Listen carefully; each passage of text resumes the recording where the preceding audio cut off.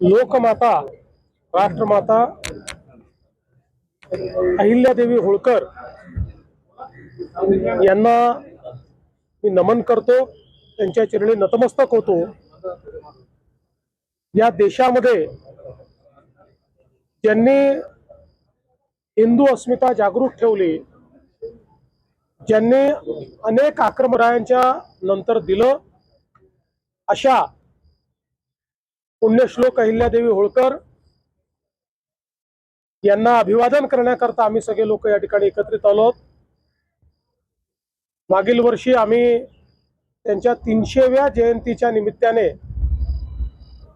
चोंडीमध्ये मंत्रिमंडळाची बैठक घेतली।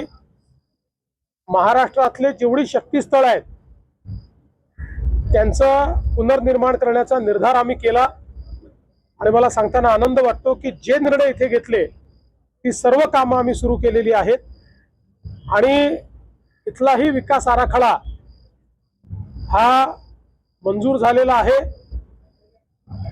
प्राध्यापक राम शिंदेजी यांच्या नेतृत्वात त्याच्या सर्व काही गोष्टी आम्ही पूर्ण केलेल्या आहेत।